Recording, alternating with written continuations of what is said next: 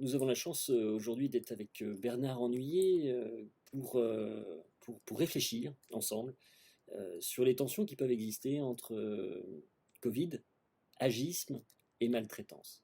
Et comme il est d'usage dans ces capsules, j'aurais trois questions. La première, c'est comment appréhender, sans en faire une idéologie, sans en faire un discours qui soit un discours de surface, la notion d'agisme aujourd'hui, de la lutte intergénérationnelle dont parfois on parle avec légèreté ou on parle avec excès. Alors, c'est une question un peu compliquée parce que déjà, il faut dire que l'agisme, pour moi, l'agisme, c'est de considérer d'une façon générale qu'avec l'âge, tu as défini complètement la personne. Voilà. Et si j'en crois le dernier rapport qui est sorti récemment de l'OMS, de l'Organisation mondiale de la santé, l'agisme, contrairement à une idée reçue, toucherait plus les plus jeunes que les plus vieux. C'est ce que dit l'OMS. Ça veut dire que si tu dis que tous les 15-25 ans sont comme ça, parce qu'ils ont 15-25 ans, ou aujourd'hui, on va dire les jeunes, c'est les 18-35 ans, c'est de l'agisme. Si on dit que tous les plus de 60 ans sont comme ça, c'est de l'agisme. Donc, d'une façon très simple, l'âge ne peut pas être à lui tout seul la variable qui va tout dire des gens. Alors, Bourdieu a dit ça, donc le sociologue Pierre Bourdieu a dit ça d'une façon remarquable dans un article emblématique que je fais lire à tous mes étudiants. La jeunesse n'est qu'un mot. La jeunesse n'est qu'un mot. Il avait mis des guillemets et il dit cette phrase que je trouve magnifique: l'âge est une donnée biologique, socialement manipulée et manipulable. Tout est dit. À partir de l'âge, on fait dire à l'âge plein de choses que l'âge ne peut pas dire. Pour moi, c'est ça l'agisme. Avant même que l'agisme soit une considération négative sur l'âge des jeunes qui sont comme ci, comme ça, et les vieux qui sont comme ci, comme ça, pour moi, l'agisme, c'est le fait de rendre homogène un groupe de population uniquement à travers son âge, sans tenir compte de son parcours de vie, de son genre, de sa profession, de son statut matrimonial, de son territoire. Tout ça, voilà. C'est ça l'agisme. Alors, alors, si on prend l'agisme en direction des plus âgés, il semble, d'après tous les historiens que j'ai lus, que l'agisme est assez vieux en France et que, grosso modo, il date du XVIIIe siècle. Ça veut dire au moment où la France s'est mise à vieillir, la première en Europe, ce qui était quand même plutôt une grande avancée, d'entrée de jeu, et ça c'est des historiens, je pense à Troyansky, un historien américain, il dit autour des années 1800, le fait qu'il y ait plus de gens qui commencent à vieillir, parce qu'on avait stoppé la mortalité infantile, ça a été considéré comme grosso modo une catastrophe.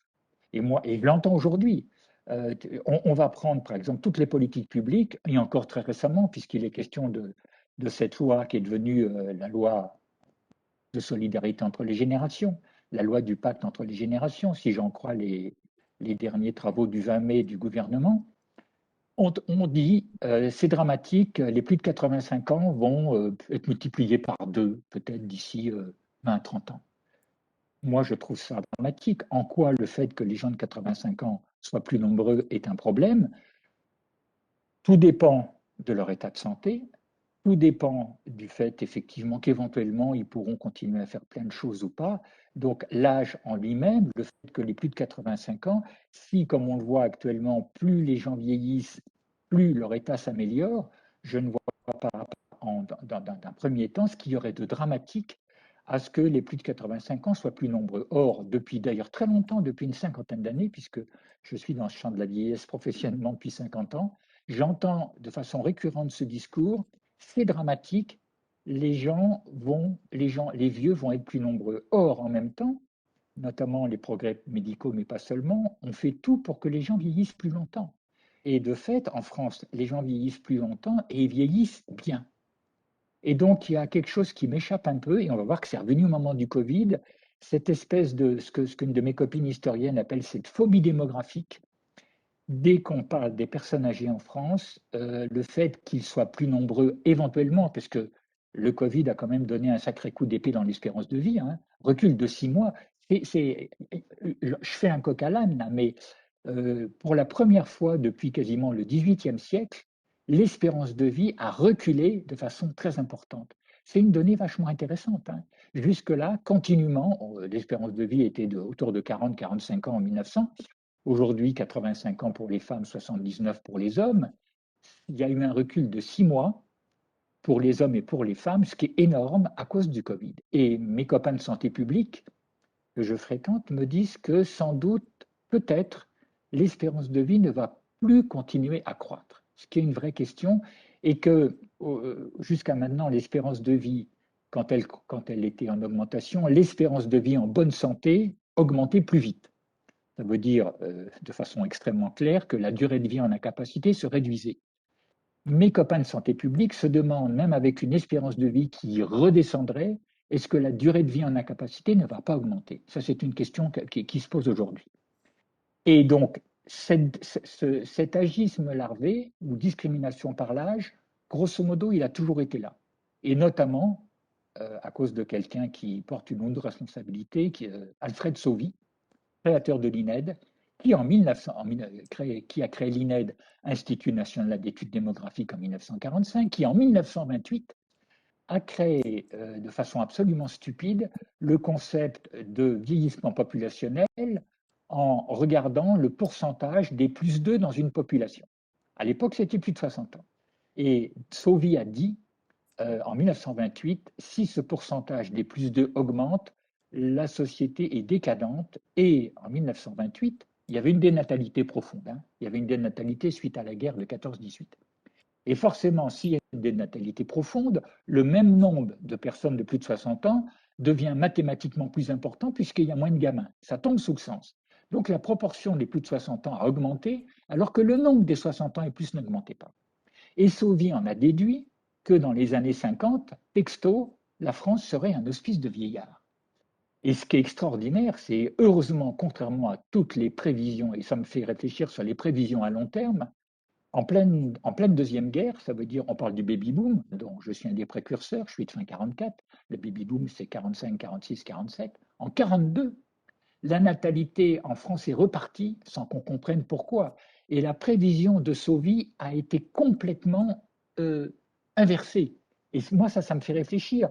Quand on me dit en 2050, il y aura 30 personnes de 85 ans, indépendamment de ce que j'ai dit tout à l'heure, que dans quel état seront-ils, dans quel état sera la société, indépendamment, on n'est même pas sûr que ce nombre de personnes soit effectivement celui qu'on prédit aujourd'hui, notamment, comme je dis tout à l'heure, si l'espérance de vie, comme elle le fait aux États-Unis depuis 2 ans, continue à régresser, les 85 ans de 2040, on ne les connaît absolument pas. Donc on voit bien qu'il y a une espèce de... moi j'aime bien le terme d'Élise Feller, qui est une historienne, FE2LER. Élise, elle dit, depuis très longtemps, en France, il y a une phobie démographique. Il y a une phobie démographique des vieux. Et là, il y a un agisme particulier. Les jeunes, on ne va pas dire les jeunes sont trop nombreux, on dit les jeunes sont ceci, cela, ils sont, enfin, on peut passer tous les stéréotypes. Non, les vieux, on dit ils sont trop nombreux et en fait, grosso modo, ils sont inutiles, ils ne servent à rien. Les vieux sont un poids. Ça, c'est ce que j'entends. On parle du poids des retraites. On parle du poids des retraites. Et ça, cet agisme-là, il était avant le Covid et il sera après le Covid. Mais ce qui s'est passé dans le Covid, d'après ce que j'ai essayé de comprendre, c'est que il y a eu une exacerbation de cet agisme. Je pense à un titre de Courrier international de mai 2020 qui s'appelle La lutte des âges. Parce que qu'est-ce qui s'est passé devant une épidémie qui nous a tous pris de court, quelle que soit notre position, que ce soit les hommes politiques et les femmes politiques, les médecins, les épidémiologues et compagnie, devant la complexité. Moi, j'aime bien ce que dit, j'ai vu qu'Edgar Morin allait avoir 100 ans au mois de juillet. Edgar Morin, un sociologue qu'on connaît bien, il a dit, il a écrit, et je suis assez d'accord avec lui, que plus les sociétés se développent, plus elles deviennent complexes. Et plus ça devient complexe, moins on y comprend, quelle que soit notre compétence. Et Morin, de façon prémonitoire, dire quand ça devient très complexe, il y a toujours des petits malins pour proposer des réponses simples. Et une des réponses simples qui a été donnée au Covid, c'est la faute des vieux. C'est ça qu'on a entendu. C'est la faute des vieux parce que les vieux sont plus fragiles. Et alors, on parlera tout à l'heure des vieux d'EHPAD, effectivement, c'était encore plus particulier, mais d'une façon générale, qu'est-ce qu'on a entendu? Eh ben, c'est embêtant parce qu'effectivement, les plus de 80 ans sont un peu plus fragiles, même si c'est inhomogène. hein. Tous les plus de 80 ans n'étaient pas fragiles de la même façon. Là, on a fait de l'âge un facteur de fragilité, et Dieu sait si avec mes copains de santé publique, on en a parlé. Euh, on a dit, c'est quand même très embêtant, parce que du fait que les vieux sont plus fragiles, on a confiné tout le monde, et les jeunes, on a Comte Sponville, quand même, un philosophe assez huppé, a dit on a sacrifié les jeunes aux vieux. On a sacrifié les jeunes aux vieux. Et ça m'a quand même un peu sidéré.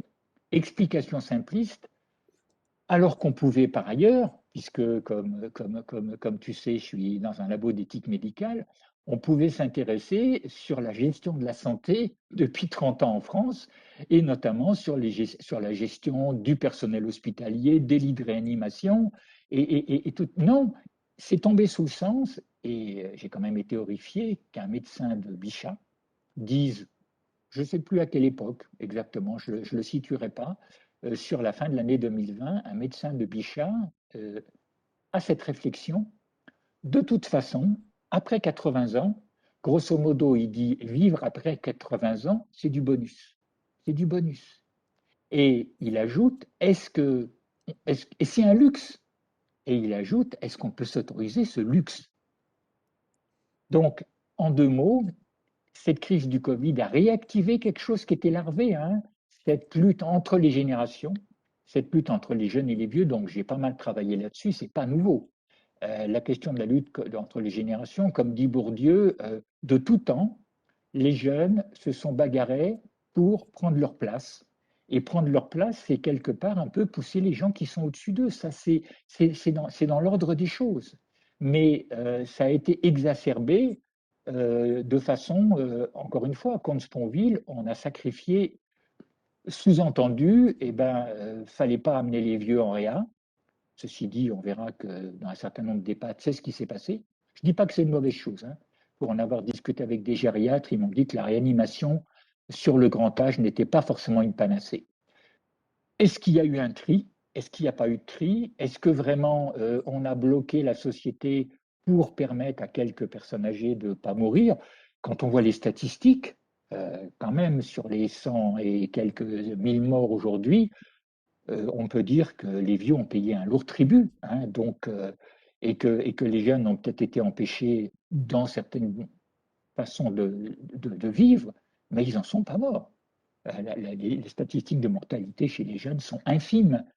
Donc, dire aujourd'hui que le Covid, on a sacrifié les jeunes aux vieux, c'est complètement infondé quand on voit les statistiques de mortalité. C'est complètement infondé. C'est les très âgés qui sont morts. Alors, on peut discuter, hein, et on va y revenir, les très âgés en EHPAD. Non seulement on rencontre beaucoup de très âgés en EHPAD, mais en EHPAD, on rencontre beaucoup de très âgés qui ont des difficultés de santé importantes. Moi je voudrais juste dire que comment, je veux dire, cette diatribe contre les vieux, là aussi, grosso modo, ça voulait dire, après 80 ans, tout le monde est en état de santé fragile, tout le monde est déficitaire, et c'est faux. Après 80 ans, il y a grosso modo 20% des gens qui sont en très très grande difficulté, et c'est effectivement les gens qu'on retrouve en EHPAD. Voilà, petit kaléidoscope, et donc la lutte et en plus la lutte des générations, si j'ai bien lu un débat qui a eu lieu avec Fabrice Gzil, que j'aime bien, qui est un philosophe qui a beaucoup travaillé sur la maladie d'Alzheimer. Fabrice a rejoint l'espace éthique d'Emmanuel Hirsch à la PHP, à la Sciences publiques Hôpitaux de Paris. Et Fabrice Gzil disait qu'il n'y a aucun chiffre qui peut démontrer qu'on ait sacrifié les jeunes aux vieux. Il n'y a aucun chiffre.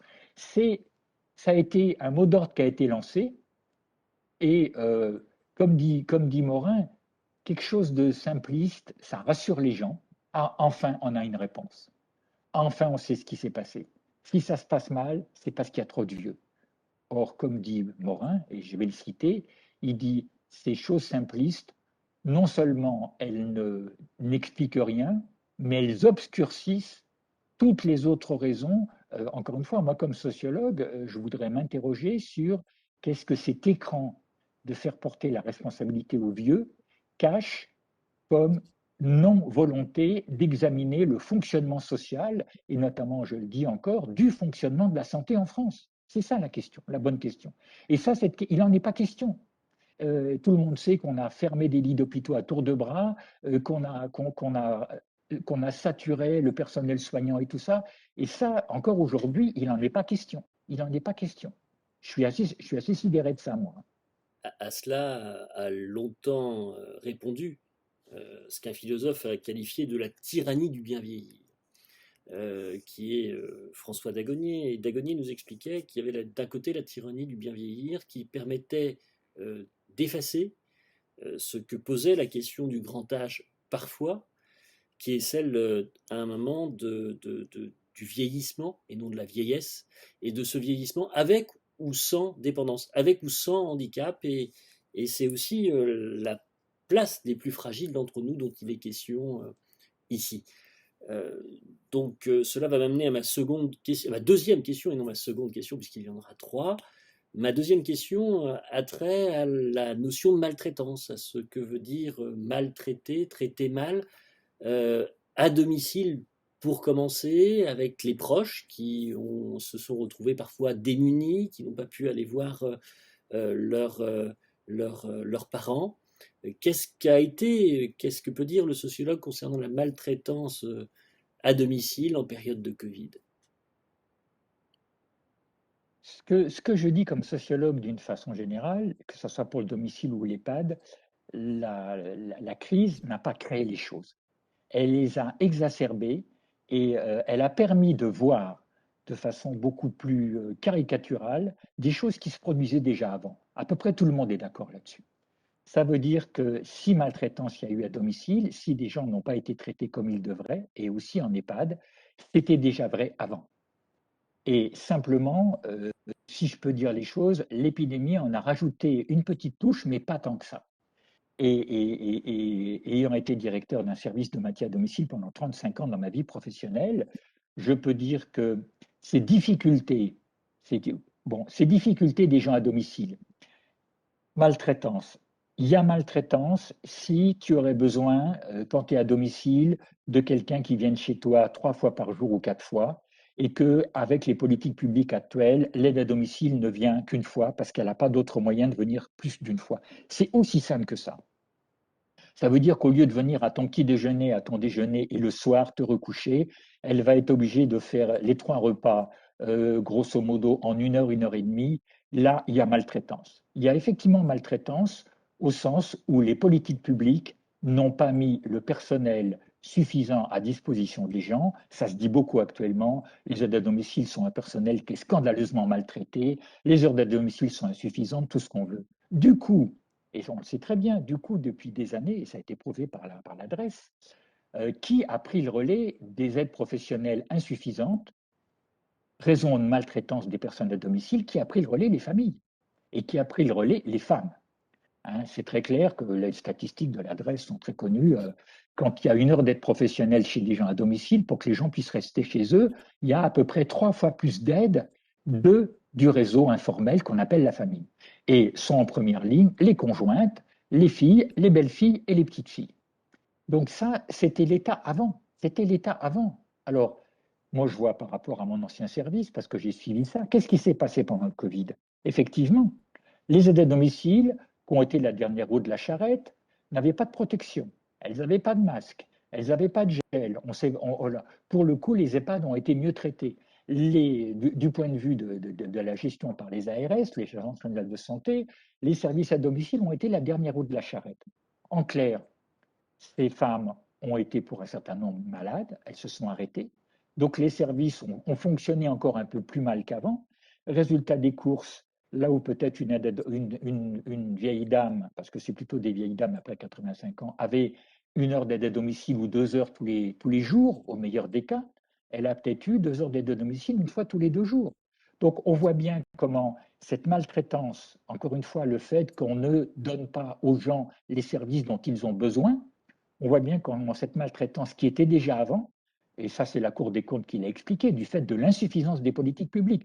C'est quand même assez étonnant que depuis le rapport Larocque, qui est notre Bible depuis 1960, la France te dit notre priorité, c'est le domicile, et que quand on regarde une carte d'Europe aujourd'hui, la France est la championne d'Europe de l'hébergement. C'est clair. Ça crève les yeux que les politiques publiques ont mis de l'argent sur l'hébergement et pas sur le domicile. Donc, mon constat, il est clair. Effectivement, il y a des familles, il y a des aides à domicile qui ont été en difficulté. Les familles ont été aussi en difficulté puisque, comme elles pallient beaucoup à l'insuffisance des politiques publiques, ben, à cause du confinement, certaines n'ont pas pu le faire, même s'il y avait des dérogations, parce qu'elles-mêmes, les familles ont été en difficulté avec leurs enfants, avec leurs petits-enfants. Donc, on voit bien comment, à domicile, la crise a amplifié les difficultés du domicile, mais je voudrais dire que la crise ne les a pas créées. Elle n'a fait que révéler une politique publique insuffisante. Autant que je me souvienne, ça a été écrit par la Cour des comptes en 2005, on était en 2020, hein, ça a été écrit par la Cour des comptes en 2005 et en 2016. Donc, effectivement, là, si on veut être un peu cynique, la crise a vraiment mis le focus sur le fait que le domicile, c'était le foutoir.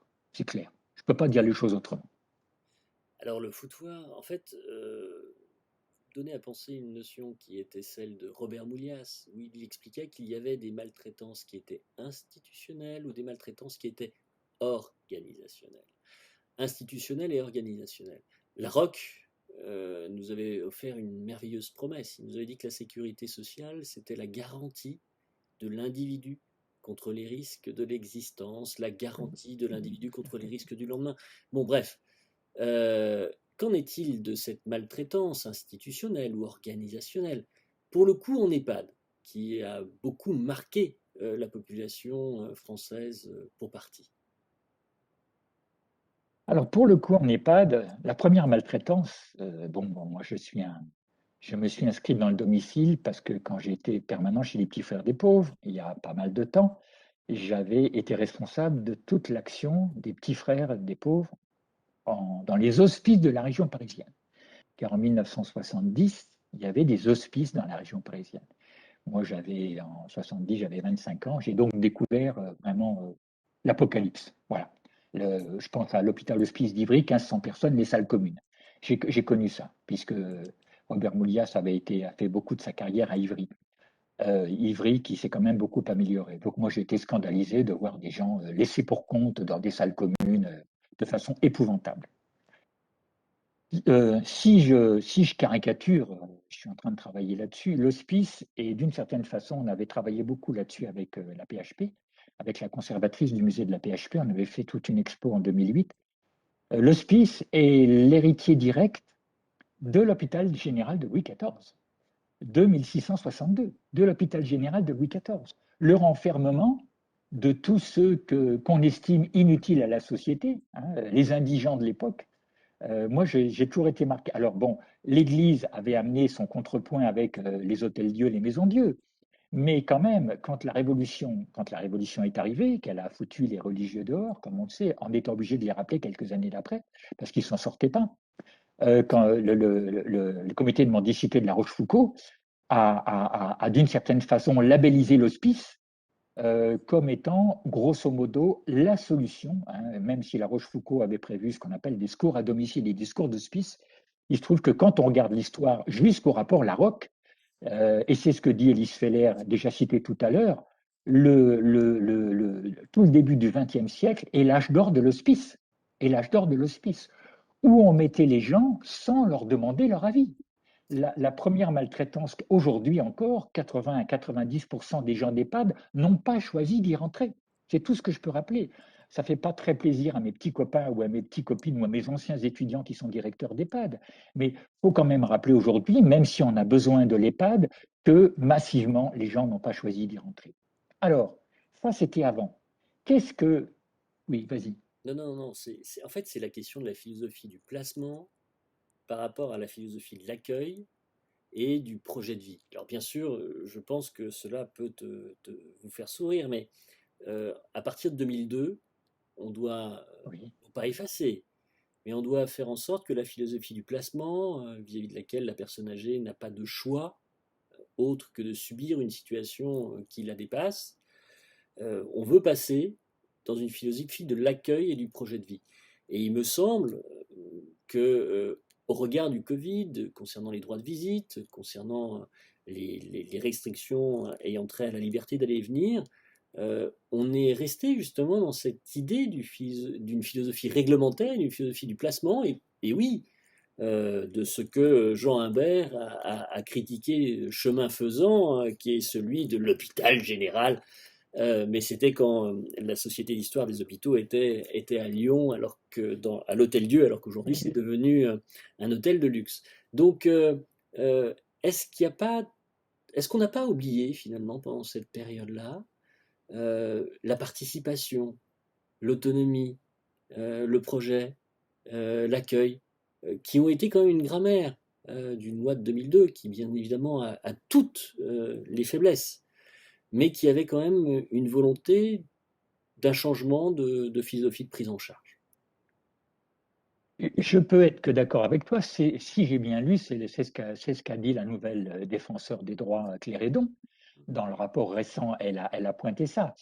Moi, ce que je peux dire par rapport à la loi de 2002, c'est qu'il est très inégalement. Et je lis effectivement beaucoup de mes anciens étudiants qui sont directeurs d'EHPAD. Et je peux dire que j'en ai eu certains au téléphone, alors je vais faire le savant, c'est le cas de le dire, qui se sont trouvés écartelés entre leur éthique de conviction et leur éthique de responsabilité. Max Weber, le savant et le politique, bien sûr. Pourquoi? Et je me souviens notamment d'une jeune directrice que j'avais eue comme élève il y a une dizaine d'années. Elle me dit, Bernard, fondamentalement, je trouve que le confinement, c'est une saloperie. Je ne veux pas faire ça. L'ARS m'y oblige pas vraiment, mais un peu quand même. Mais qu'en est-il de ma responsabilité de directrice d'établissement? Et on sait ce que tu dis, un certain nombre de directeurs et directrices ont vraiment été écartelés. Je me souviens qu'il y en a par exemple un qui avait choisi que le personnel, pour que le personnel ne ramène pas le Covid de l'extérieur, il avait proposé au personnel qui voulait de venir habiter dans l'EHPAD. L'ARS n'a pas voulu, Ça, alors que ça me paraissait vachement intéressant. ça, Et tu vois, il y a eu cet écartèlement entre l'éthique de conviction des ARS. Bon, moi, je suis très critique par rapport aux ARS. On est sur la violence, on est sur la maltraitance institutionnalisée. Je peux être d'accord qu'avec Robert Moulias. Aujourd'hui, moi, je trouve que la maltraitance organisationnelle, elle est bien plus importante que la maltraitance éventuellement des familles, dans la mesure où les familles, c'est facile de leur jeter la pierre que leurs parents soient en EHPAD ou à domicile, on les laisse se débrouiller toutes seules. Et là, effectivement, si je te suis bien, je trouve qu'aujourd'hui, la France, elle est quand même championne dans la maltraitance institutionnelle et organisationnelle, et que notamment alors le CCNE, bon, l'avis du CCNE du 29 mars n'était pas très très clair, mais un certain nombre de directeurs m'ont dit que les ARS ne leur avaient pas laissé le choix, ne leur avaient pas laissé le choix Alors, d'appliquer strictement. est-ce que c'est une génération, parce que là, on peut se poser la question, est-ce que c'est une génération qui pense qu'elle n'a pas le choix, ou est-ce que c'est à un moment une volonté aussi bien de faire, sous couvert d'injonctions totalement paradoxales, hein, vis-à-vis desquelles les directeurs étaient confrontés. Le juriste que je suis aurait tendance à vous dire que la responsabilité du directeur d'un établissement en droit pur n'était pas aussi étendue que celle dont ils ont voulu porter la charge au regard de des décisions qu'ils prenaient. J'entends tout à fait ce que tu dis. Et alors, j'ai du mal à parler parce que je suis d'une autre génération. Est-ce que certains directeurs ont pris des risques? Alors, je ne sais pas si c'est les plus jeunes, les plus âgés. Certains directeurs ont pris des risques et je pense que l'ARS, d'une certaine façon, les a laissés aussi prendre des risques. Mais quand on regarde, alors bon, on peut discuter, hein, j'interviens plus beaucoup à l'école des hautes études de santé publique, mais quand on voit comment sont formés ce qu'on appelle dans le jargon les D3S, les directeurs des établissements sanitaires, sociaux et médico-sociaux à l'école de Rennes, de plus en plus quand même, le carcan, alors on pourrait discuter du carcan administratif de l'école de santé publique, que j'ai connu avant qu'elle devienne école des hautes études en santé publique, et ce que tu dis, est-ce que toute la formation des jeunes directeurs ne consiste pas à les rendre obéissants en plus, quand on regarde les normes se sont multipliées en EHPAD. Les normes. Moi, j'ai des étudiants qui me disent, mais monsieur, j'ai plus le temps d'aller voir les résidents parce que moi, je passe mon temps à essayer de respecter les normes. Donc, il y a ce que tu dis, tu vois. il y a ce que tu dis dans une jeune génération et sans doute dans ce que j'appelle, je pense que notamment la formation des directeurs d'EHPAD les incite aussi à ouvrir le parapluie, peut-être même plus qu'ils ne devaient le faire. Je peux être d'accord avec toi là-dessus, tu vois, en faisant attention de ne pas trop généraliser. Parce que bien sûr, moi, les directeurs d'EHPAD que j'ai eus, les directrices d'EHPAD, c'est des étudiants que j'avais eus et c'est des gens qui ont essayé de faire la juste part et de ne pas être trop contraignants s'ils pouvaient ne pas le faire, Alors, pour leur rendre justice. Hein. une quatrième question. Alors, toute erreur est dans la généralité, regarde ce Oui, qui se passe. bien sûr, bien sûr. Euh, Moi, étant notamment un juriste embarqué, je ne me suis permis de donner aucun avis, hormis des avis officieux, pour justement ne pas faire en sorte que cela puisse être, comment dirais-je, pris en mauvaise part par ceux qui étaient en première ligne. Donc, merci à ceux qui sont aussi en première ligne et qui sont devant des responsabilités qui sont tout sauf évidentes. Néanmoins, Bernard, pour terminer, est-ce qu'il y aurait une voie, c'est du Edgar Morin, est-ce qu'il y aurait à un moment des choses à faire que l'on aurait pu apprendre dans le cadre de cette crise permettant d'améliorer, chemin faisant, la prise en charge et puis l'autonomie relationnelle que l'on peut avoir avec les plus âgés d'entre nous? Et si tu veux, ce que le Covid a remis en vigueur, c'est que, les gens très âgés restent des citoyens et que, notamment, certains directeurs, directrices m'ont dit, j'ai été en discuter avec les résidents. C'est tout simplement. Je leur ai demandé. Donc, et quand même, on doit dire que moi j'ai vu, par exemple, la la prise de parole de Comte-Sponville. Je connais très bien le mouvement Hold Up et sa présidente, en tout cas aujourd'hui honoraire, Marie-Françoise Fuchs, que je connais bien. Marie-Françoise Fuchs a pris la plume pour dire, OK, peut-être qu'on va mourir, mais je voudrais bien qu'on me foute la paix et qu'on me laisse décider de la façon dont je veux mourir.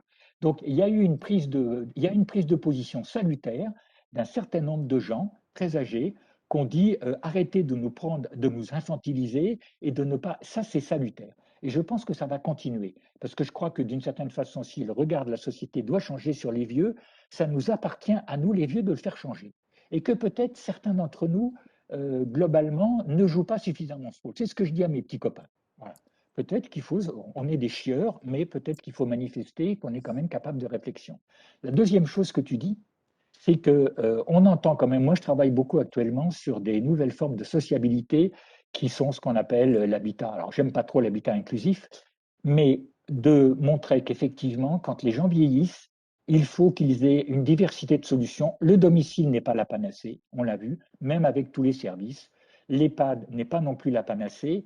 Plus une société donnera aux gens de possibilités de choix, avec justement tous ces appartements regroupés, notamment même pour des malades de type Alzheimer, puisque j'ai un de mes copains qui a un petit appartement de 8 personnes, tout ce qui ira dans le sens, premièrement, d'écouter les gens. Moi, j'aime beaucoup, je ne pensais pas que tu m'interrogerais là-dessus, mais j'aime beaucoup le rapport qu'a fait la CNSA, la Caisse nationale de solidarité pour l'autonomie, sur la société inclusive. Rapport que je n'avais pas lu et que j'ai lu récemment, en 2018, parce qu'on m'a demandé un travail sur la société inclusive. J'y ai retrouvé la patte de quelqu'un que j'aime beaucoup, Marianne Monchamp, qui est une femme d'une très haute qualité. Elle dit, et ça pourrait être la solution du Covid, elle dit dans ce rapport, il faut aujourd'hui qu'en politique publique, et c'est ce que dit aussi le champ du handicap, toutes les réponses qui sont pensées pour des gens soient pensées au départ avec les gens auxquels on les destine. Ça me paraît fondamental. Elle dit la société inclusive, même si les gens ont du mal à parler, même si les gens ont du mal à comprendre, je pense à toi parce que j'ai travaillé l'autre jour avec une juriste que j'ai trouvée dans un cours sur la vulnérabilité, qui anime tout un groupe de travail sur comment faire que les gens comprennent la loi tellement elle est compliquée. Voilà, une simplification de la loi. Comment les gens peuvent redevenir citoyens et ce que dit le rapport de la CNSA, à partir du moment où la balle est dans notre camp, dès qu'on envisage des solutions à domicile ou sous quelque forme que ce soit, Il faut que les gens auxquels on destine ces structures soient dès le départ associés à la construction. Et il nous revient de mettre à leur disposition les facilités d'expression, de compréhension. Moi, je trouve ça génial. Je trouve ça génial. Et je trouve que si le Covid nous a amené ça, il n'a pas perdu son temps.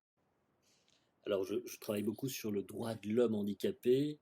Et quand j'avais eu la chance de converser avec Robert Moulias, il m'avait expliqué que les droits de l'homme âgés étaient aussi à considérer avec sérieux. Et je crois que c'est de cela dont il s'agit. La question de chaque personne, de toute personne, de la question de pouvoir penser sa propre existence en fonction des difficultés, des situations et des cas, mais qu'on ne puisse pas effacer la volonté parce qu'on ne pouvait pas réduire finalement la question de l'existence à la vie, et on ne pouvait pas réduire une idée de vulnérabilité qui devenait une catégorie sociale vis-à-vis des capacités, des capabilités de chacun. Donc Bernard Ennuyé, merci pour cette conclusion pleine d'espoir. Merci beaucoup à toi. Merci beaucoup.